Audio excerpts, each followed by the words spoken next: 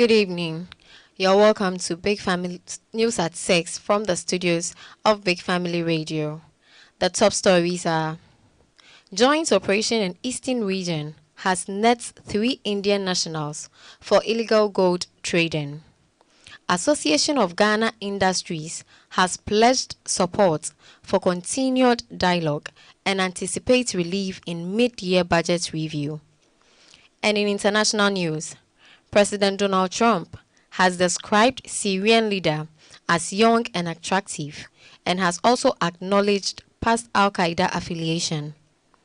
Senator Murphy has alleged that Trump's visit to Qatar, Saudi Arabia, and the United Arab Emirates is going to profit him. In entertainment news, Shatta Wale's UK show has been postponed due to overcrowding demand.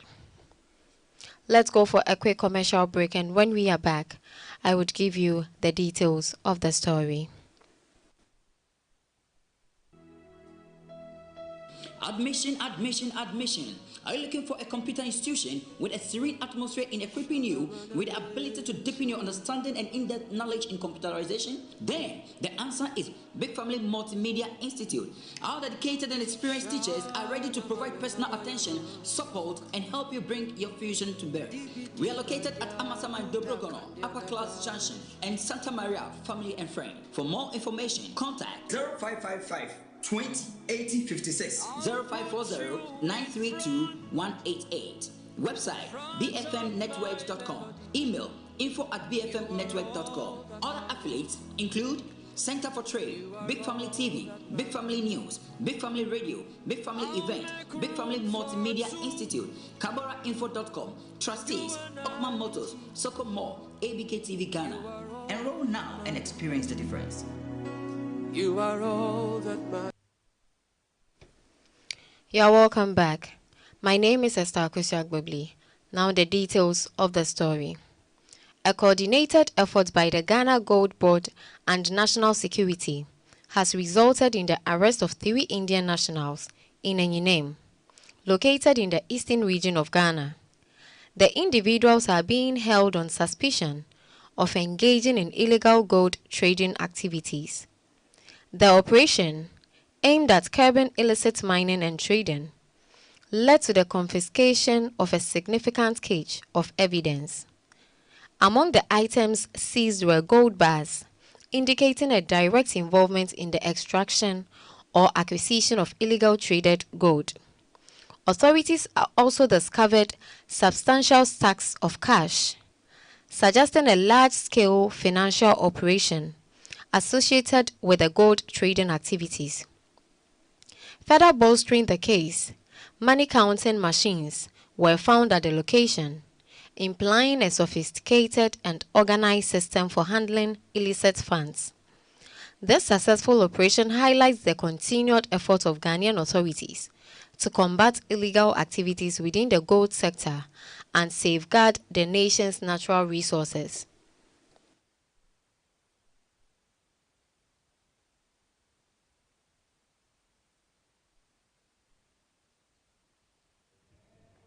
Now let me focus a little bit on the confirmation of the MNBCs.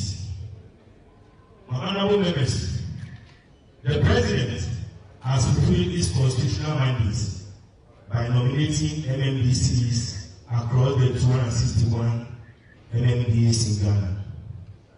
He has done 50% of his work, his constitutional mandate. The honor lies for we, the Assembly members, to fulfill our part of the 50% by the confirmation of the various MMDCs. Honorable members, let me focus on the elected members. We were voted for our electors to deliver to them. We are the policy makers. If we don't vote for MMDCs, how can there be development in our respective electoral areas? It is highly impossible. Or you are not the implementer. For our government appointees, what we must know is that the very pen or signature that puts you in that office as a government appointee is the same signature or pen that appointed or nominated the MMBCs. So at the end of the day, must also do the needful. Irrespective of our political affiliation, personal issues, remember, leadership lies in position, not in personality. You are not voting for an individual, you are not voting for a personality, you are voting for development in our respective electoral areas. So I heard each and every assembly member here, government appointee. Moving on, the Association of Ghana Industries, AGI, has affirmed its commitment to ongoing dialogue and engagement with the government and other stakeholders. Dr. Humphrey Eyim Dake, president of the AGI, emphasized the importance of constructive discussions in addressing the challenges facing Ghana's industrial sector. Dr. Dake stated that the AGI is dedicated to participating in collaborative efforts to find solutions that will foster a more favorable business environment in Ghana. He expressed hope that the upcoming mid-year budget review will provide much-needed relief and instill a sense of optimism within the Ghanaian business community. The AGI president's comments suggest that the association is actively monitoring the economic landscape and advocating for policies that will support the growth and sustainability of Ghanaian industries. The AGI's pledge of support for dialogue underscores its commitment to working in partnership with the government to promote economic development and create a more prosperous future for Ghanaian businesses. The mid-year budget review is seen as a critical opportunity to address key concerns and implement measures that will stimulate economic activity and enhance the competitiveness of Ghana's industrial sector.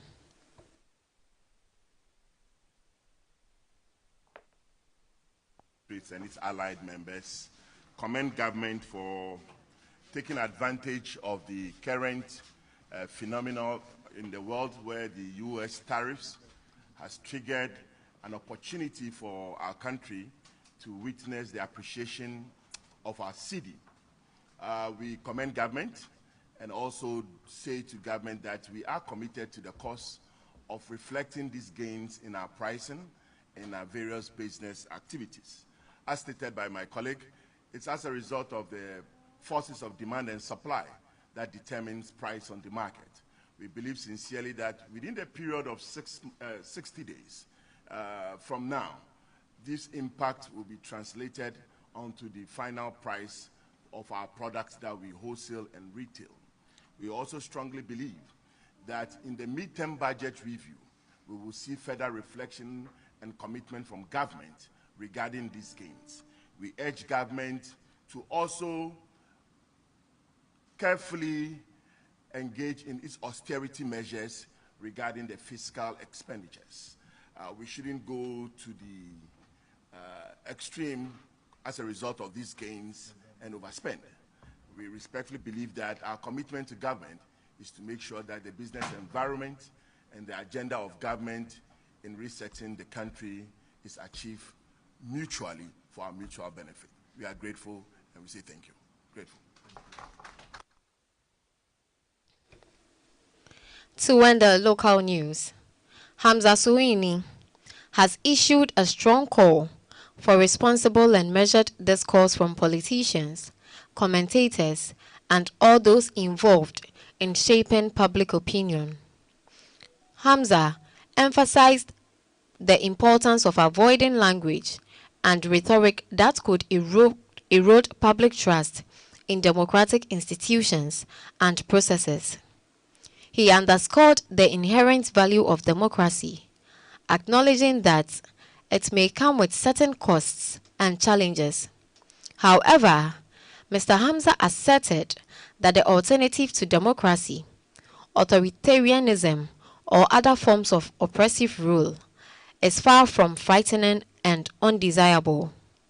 This statement suggests a belief that despite its imperfections, democracy remains the best system of governance for protecting individual rights, promoting social justice, and fostering economic prosperity. Mr. Hamza's message serves as a reminder of the fragility of democratic institutions and the importance of responsible leadership in maintaining public confidence.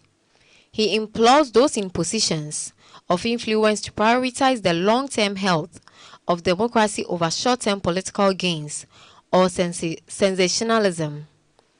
By promoting respectful dialogue and avoiding divisive rhetoric, Mr. Hamza believes that politicians and commentators can play a crucial role in strengthening democracy and preventing the erosion of public trust.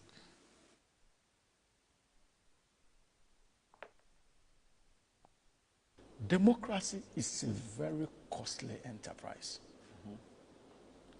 And we have gone through a lot to secure this democracy of ours since 92. We must all be careful, not just politicians in terms of their conduct in public offices. Even those of us who run commentary on national issues must do so, being mindful of the responsibility entrusted on all of us to protect our democratic gains and ensure that we make amends where we need to make amends. Our commentary must not seek to incite the public to begin to have questions about the viability of democracy, because the alternative is scary. Many have lived through military regimes. We all know the cost of military regimes. So we must be careful in terms of our commentary. And when I say democracy is costly, we are dealing with state institutions. We are dealing with different arms of government. The judiciary has its own processes. No political party, not the NDC or the MPP, determine how long a case will stay in court. It is the preserve of the judicial processes or system. So we may be interested in taking specific cases to court. But as political actors, we do not determine how long it stays in court. And their ultimate aim as judges is to ensure justice in our country, no matter how long it takes.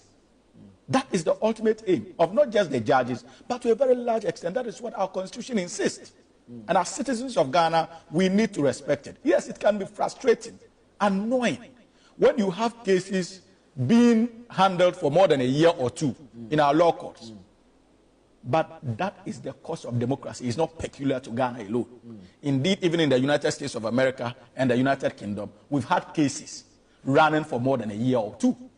I've had the opportunity of practicing in the UK. I can tell you that indeed I was handed a brief that was 2 years old. And they have not yet found closure to it. So it's not peculiar to the Ghanaian system. Let us respect that. Before we move to the international news, you can watch the live coverage of this news on Facebook at Big Family Radio, and also follow us at Big Family Radio on Facebook and Instagram, at YouTube and TikTok at Big Family Radio and Big Family TV. You can also listen to it on our radio app. All you have to do is to download it on the Play Store and App Store. Moving on to the international news.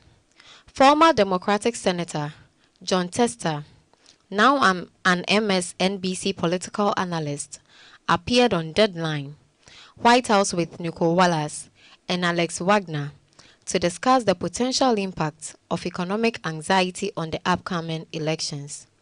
Tester argued that economic concerns could sway voters who supported President Trump in previous elections. He emphasized the critical need for the Democratic Party to shift its messaging strategy to effectively address these concerns and win back those voters. Tester directly criticized the current Democratic approach, stating that focusing on messages portraying Republicans as bad or worse is ineffective. He emphasized that Democrats need to abandon this type of negative campaigning and instead engage in a more direct and empathetic conversation about everyday economic struggles faced by American families. He urged a focus on what he termed as kitchen table issues, the practical economic concerns that directly affect people's lives. These issues, according to Tester, include the rising cost of food, healthcare, housing, and education.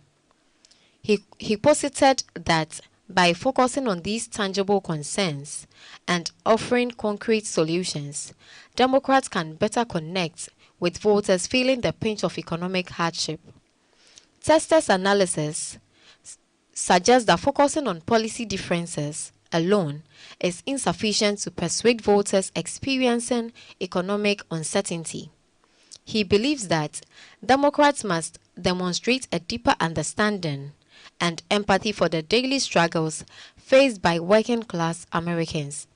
Essentially, Tester argues for a shift away from abstract political arguments towards a more relatable and grounded discussion of the everyday economic realities that drive voters' decisions. His appearance serves as a call for a more pragmatic and people-centered approach from the Democratic Party in their messaging.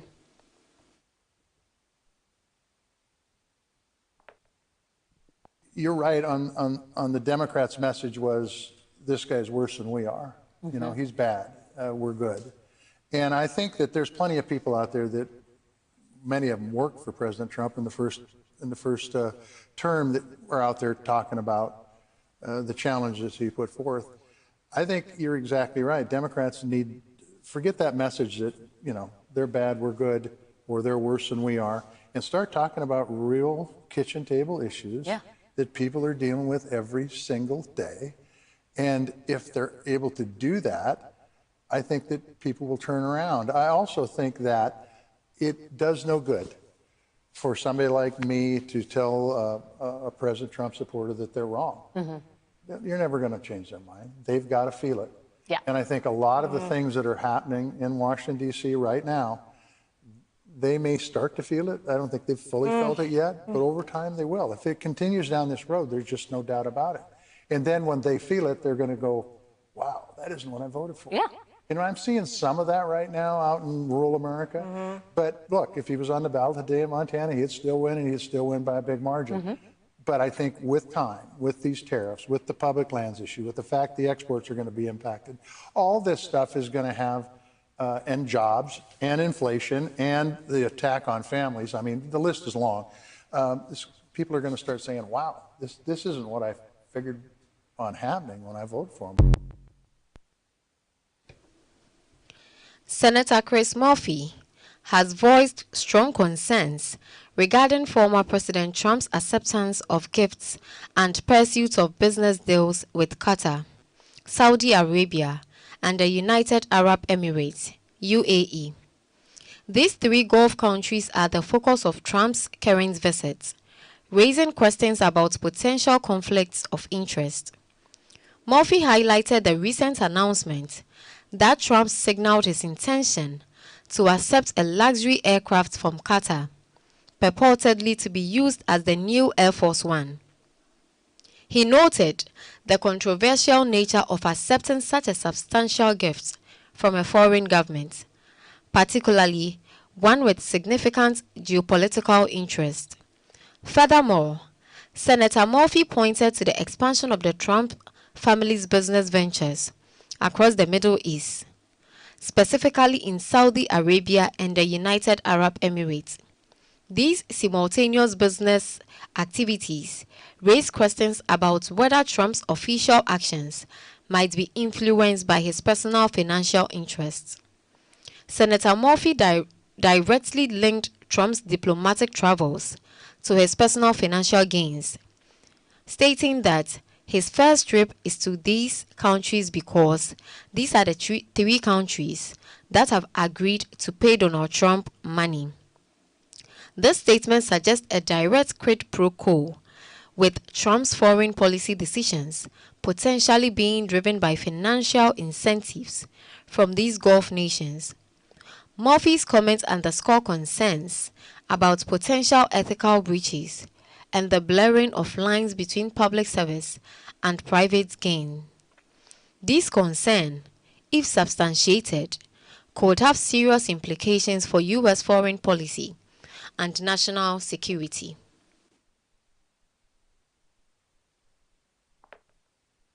Usually, public corruption happens in secret. The politicians that do it, they know it's wrong to accept money in exchange for favorable government treatment, and so they hide it until they're found out. As we speak, our president, Donald Trump, is going to the Middle East on a public corruption tour. And his hope is that by doing it publicly, he can con the American people into thinking that it's not corruption because he's not hiding it. Trump's first major foreign trip, and he just landed, is to Saudi Arabia, Qatar, and UAE. Not because these are our most important allies in the world, not because these are the most important countries in the world, not because he's going there to talk about making the Middle East more safe and more secure. No, his first trip is to these three countries because these are the three countries that have agreed to pay Donald Trump money. For Qatar, we recently found out it's a $400 million luxury plane. This plane has been opulently configured for royal use. It's not a gift to the U.S. government. It's a personal gift to the president. But that's not all he's getting from Qatar. The Trump Organization recently signed a $5.5 billion golf course and real estate deal with Dar Global and Qatari Dar, a firm established by Qatar's sovereign wealth fund. $5.5 billion. While Trump's in office, within his first 3 weeks of office, Trump convened a meeting at the White House with the head of the Saudi Sovereign Wealth Fund, not to discuss matters of state, but to negotiate a deal between the PGA and the Saudi-backed LIV Golf Tour. You want to know why? To try to bring PGA tournaments back to Trump golf courses. In addition to the $5 billion Qatari real estate deal, the Trump Organization is also partnering with a Saudi firm on a $1 billion Trump-branded hotel and tower in Dubai. The property's website, this is unbelievable. The property's website, this is a Trump-financed property along with a Saudi investment fund, offers free 10-year golden visas to the United States, hinting at the opportunity for investors in Trump's property to buy residency in the United States and a pathway to citizenship. For the UAE, the price is somewhere north of $2 billion. MGX, an investment firm backed by the Emirati government at this conference, announced that they had looked at all the crypto companies in the world that they could partner with to invest $2 billion in the crypto exchange Binance, and they selected, wait for it, drum roll, the company run by the sons of the President of the United States and the U.S. Middle East envoy. $2 billion. The White House is open for business, and the Trump family is proudly advertising to the world where to send the check. They aren't trying to hide it. A $400 million luxury plane gifted to the President of the United States right as he is going over to negotiate potentially sensitive security arrangements with the Gulf countries. Every American, every Republican, every supposed national security advocate in the Senate should be outraged by it. Areva Martin, a prominent attorney and legal affairs commentator, offers her expert analysis of Shane Diddy Combs' initial court appearance. Martin dissects the proceedings, providing insight into the legal strategies employed by both the prosecution and the defense. Her commentary focuses on the key evidence presented against Diddy thus far and assesses its potential impact on the case. Martin explains the charges Diddy is facing, outlining the specific legal elements that the prosecution must prove to secure a conviction. She explores the legal framework surrounding the allegations and provides context for understanding the complexities of the case. Martin also evaluates the strengths and weaknesses of the evidence presented by the prosecution. She examines the credibility of witnesses and the admissibility of various pieces of evidence, such as documents, recordings, and testimonies. Furthermore, Martin analyzes the defense strategy, highlighting the arguments and tactics that Diddy's legal team is likely to employ. She discusses the potential challenges that the defense faces and the legal precedents that could influence the outcome of the case. Martin also considers the potential consequences for Diddy, ranging from financial penalties to imprisonment, depending on the severity of the charges and the evidence presented. Ultimately, Areva Martin's analysis provides a comprehensive and informed perspective on Diddy's first day in court, offering valuable insights into the legal proceedings and the challenges ahead.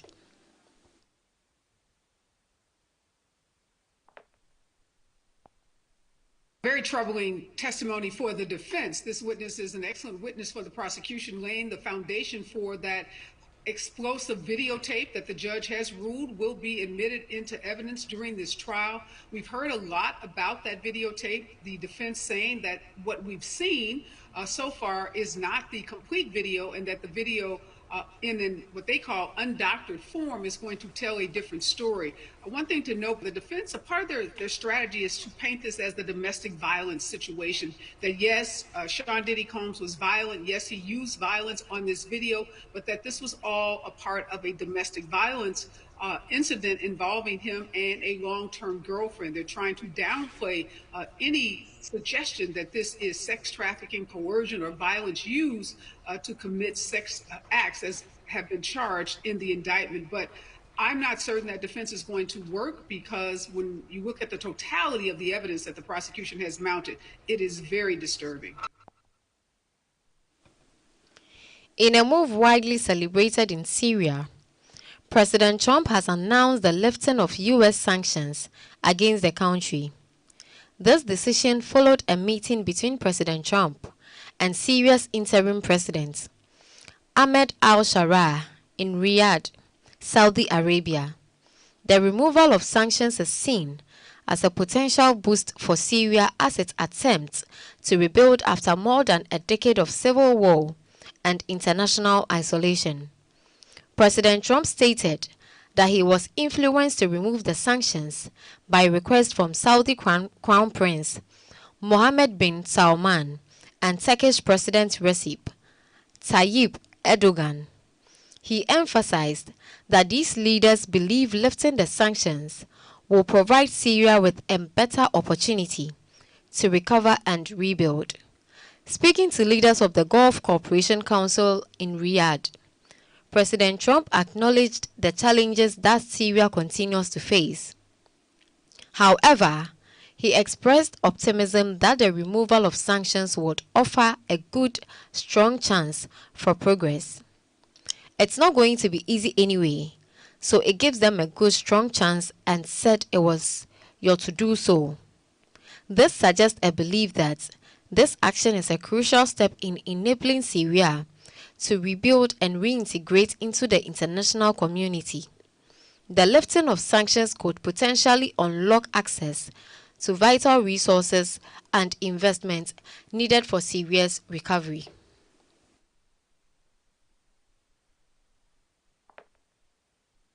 Trump sat down with Syria's new president, and he spoke about that meeting and the decision to lift sanctions earlier this morning.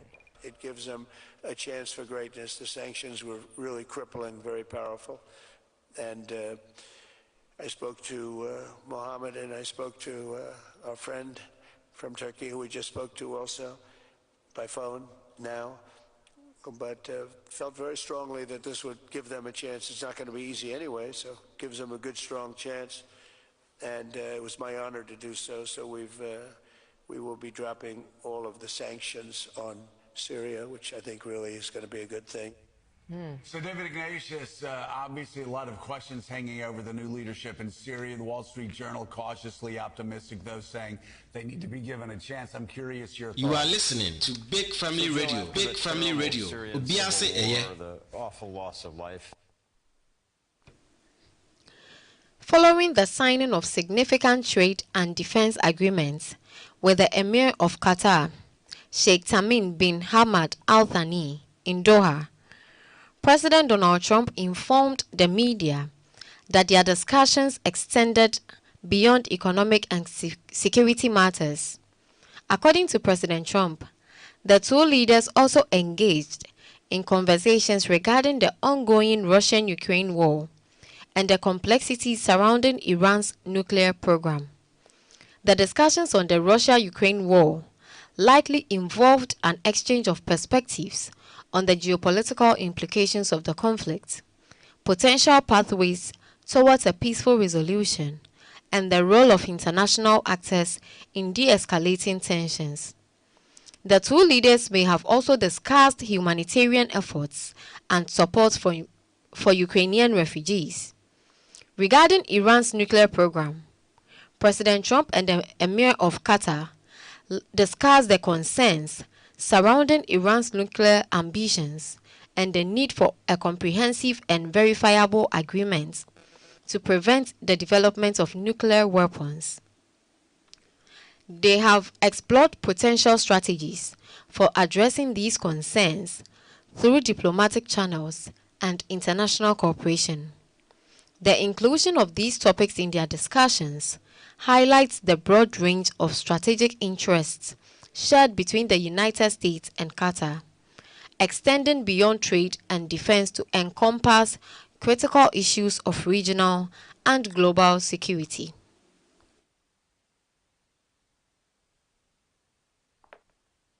I think after signing these documents, we are going to another level of relationship between Qatar and the United States. So I just wanted to thank you, Mr. President, again for this historic visit. Thank you very much, sir. Well, thank you very much. And this has been a very interesting couple of hours. We discussed the world. We discussed Russia and Ukraine, where you've been a tremendous help in so many different ways. We certainly discussed Iran, where it's been really an interesting situation. I have a feeling it's going to work out. I think it's going to work. It's got to work out one way or the other. We know it's going to work out. But you were of great help. I think after signing these. Still on the international news, Sultan Barakat, a professor of public policy at Hamad bin Khalifa University, has commented on the importance of the United States' recent decision to lift sanctions on Syria. Barakat emphasizes the potential positive impact of this move on Syria's ongoing efforts to recover from years of conflict and instability.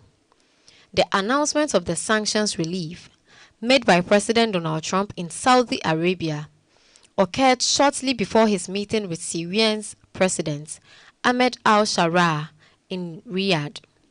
Barakat suggests that the timing of the announcement and the subsequent meeting are strategically significant, indicating a potential shift in U.S.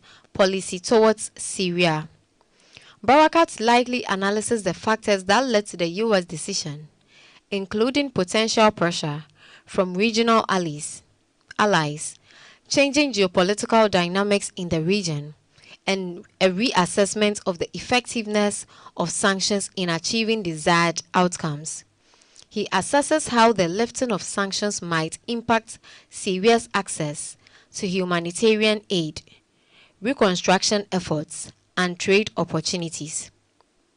Barakat's analysis provides valuable context for understanding the complex political and economic considerations surrounding the U.S. decision to lift sanctions on Syria.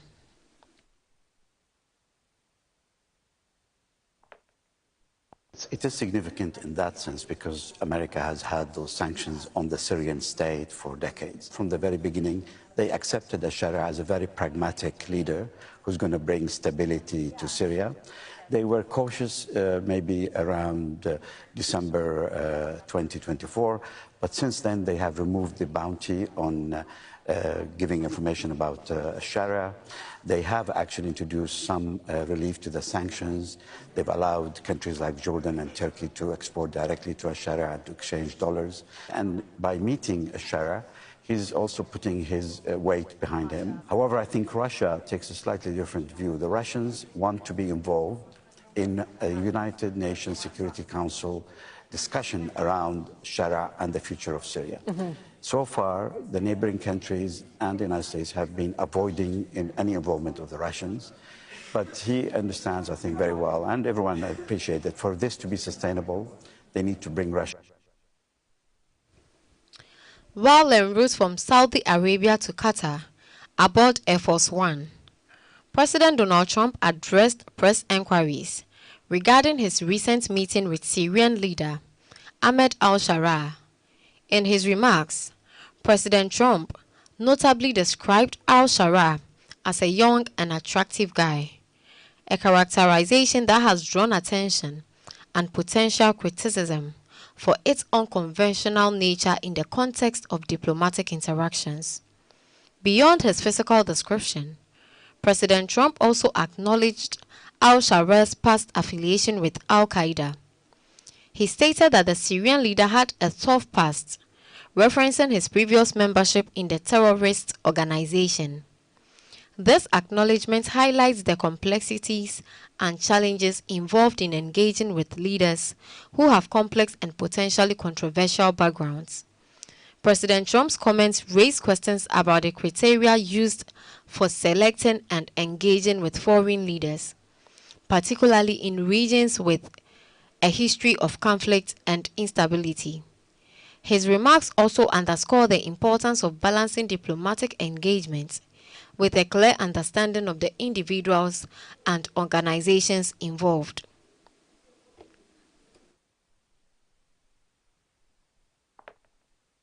How did you find the Syrian president? Great. Great. I think very good. Young, attractive guy, tough guy. You know, strong past. Very strong past fighter. Does that worry you at all? He's got a real shot at holding it together. I spoke with President Erdogan, who I'm very friendly with him. He feels he's got a shot. Really good guy. It's a torn up country. Do you think Syria will join the Abraham Accords? Yeah, but I think they have to get themselves straightened out. I told him, I hope you're going to join when it's straightened out. He said yes. But they have a lot of... To end the international news, President Donald Trump arrived in Qatar, marking the second stop of his three-nation tour of the Middle East. During his visit, business deals and issues related to regional security are expected to be the primary focus of discussions between President Trump and Qatari officials. The agenda is anticipated to include exploring opportunities to expand trade and investment ties between the United States and Qatar. Both nations are likely to seek agreements that will benefit their respective economies and promote job creation. Specific sectors of interest may include energy, infrastructure, and technology. Discussions will also center on addressing the complex security challenges facing the Middle East. These challenges include the ongoing threat of terrorism, regional conflict, and the proliferation of weapons. President Trump and Qatari leaders are expected to explore ways to enhance cooperation in combating terrorism, promoting stability, and resolving regional disputes. The visit underscores the importance of the U.S.-Qatar relationship in addressing shared economic and security interests in the Middle East. By the Emir of Qatar, there is the handshake. We are seeing the live picture of President Trump coming down the stairs from Air Force One, the red carpet being rolled out for him as he arrives here in Qatar, being greeted by the Emir of Qatar. There is the handshake. The two gentlemen would have just seen each other a short while ago, a few hours ago, in the Saudi capital, Riyadh. But we understand, as James was saying, that the Emir of Qatar made his way back to Doha ahead of Donald Trump's arrival, so that he can greet him at the airport. So there you have it, Donald Trump arriving now in Qatar. This is the second stop of his tour in the Gulf. In the world of entertainment, Ken Promise, the recipient of the prestigious Artist of the Year award at the 2025 Telecel Ghana Music Awards, TGMA, shared his reflections on this significant achievement during a conversation on Daybreak Hits. Throughout the interview, Ken Promise conveyed his joy and deep appreciation for receiving the coveted title. He expressed, saying that he likes this feeling, and it's not even about validation. It is also about, just like he said, his people recognizing and also crowning him. Ken Promise highlighted the significance of being recognized and celebrated by his own community, emphasizing that this moment held a special meaning for him. He added that he would have regretted not pushing himself further to achieve this level of success. When questioned about what distinguishes him from other artists, Ken Promise attributed his success to remaining true to himself and his artistic vision.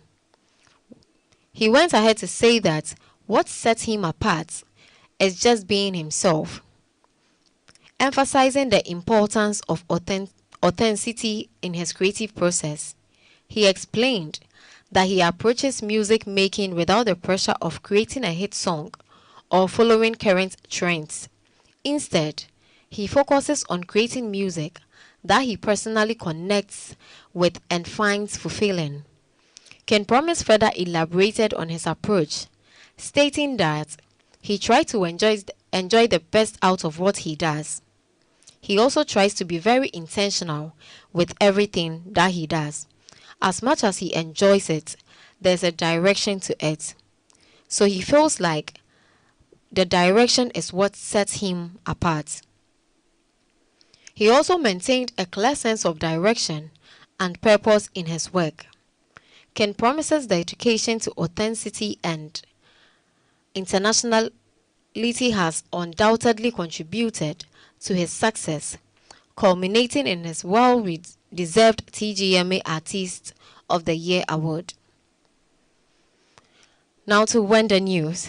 Due to an unexpected high level of public interest, organizers have announced the postponement of Shatta Wale's scheduled performance in the United Kingdom.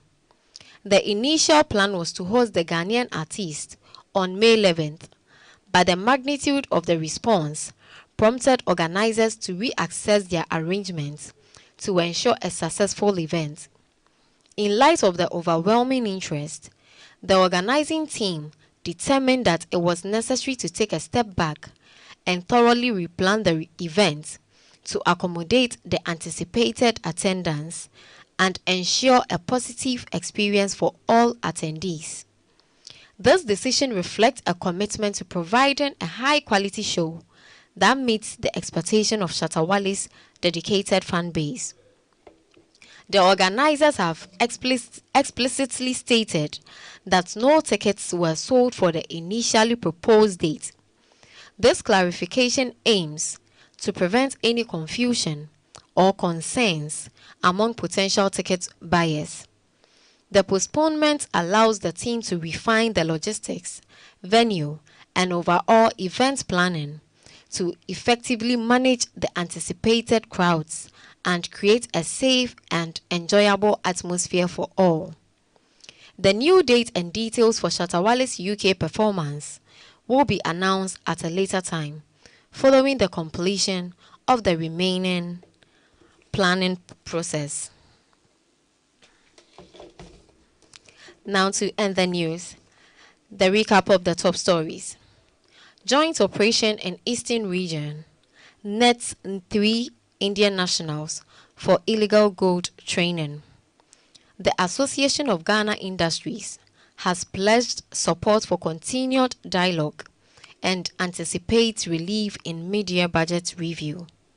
In international news, President Donald Trump has described Syrian leader as young and attractive and has also acknowledged past Al-Qaeda affiliation.